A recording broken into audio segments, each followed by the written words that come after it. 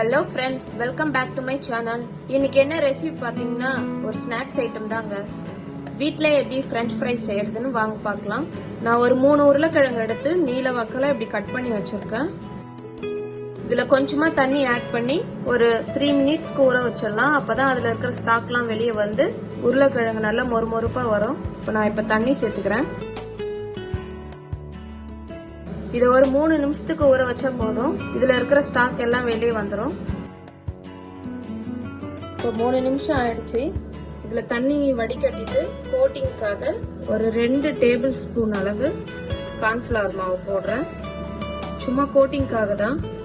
அதிகமா சேர்த்தா ஒரு மாதிரி ரஃப் ஆயிடும். லைட்டா சேர்த்துக்கோங்க. ஒரு 1.5 ஸ்பூன் அளவு கார்ன்ஃபிளவர் மாவு சேர்த்துக்கிறேன். ஒரு 1/2 டீஸ்பூன் அளவு உப்பு தூவிட்டு இதை நல்லா பிசைஞ்சுக்கணும். தண்ணியே இல்லாம பாத்துக்கோங்க. இதுலயே தண்ணி வரும். நீங்க தண்ணியே ஆட் பண்ண வேண்டாம். இந்த மாதிரி நல்லா பிசைஞ்சு வச்சுக்கிட்டீங்கன்னா இதுலயே தண்ணி வருது பாருங்க. இப்போ நம்ம ஆல்ரெடி நான் எண்ணெய் சுட்டி காய வச்சிருக்கேன். அதுல போட்டு பொரிச்சு வச்சிருக்கேன்.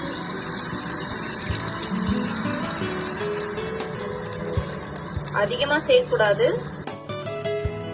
இல்லைன்னா உருளைக்கிழங்கு வேகாம போயிடும். கொஞ்சம் கொஞ்சமா சேர்த்து பொரிச்சு எடுத்துக்கோங்க.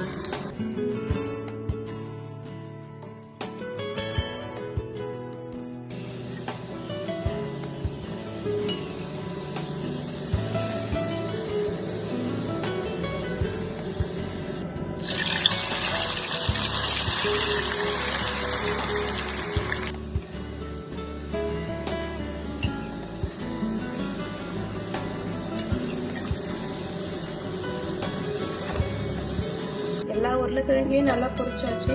இப்போ நம்ம இதை மேரினேட் பண்ண போறோம். ஒரு 1/2 ஸ்பூன் அளவு பெப்பர். நம்ம ஏற்கனவே சால்ட் போட்டதால சால்ட் தேவையில்லை.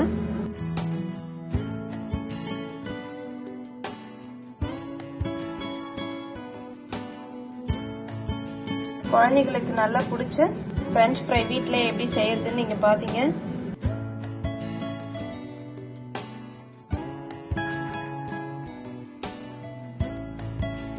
சாஸ் ஊற்றி சர்வ் பண்ணுங்க. உங்கள் குழந்தைங்க நல்லா விரும்பி சாப்பிடுவாங்க. ஈவினிங் ஸ்நாக்ஸை இதை ட்ரை பண்ணி பாருங்க.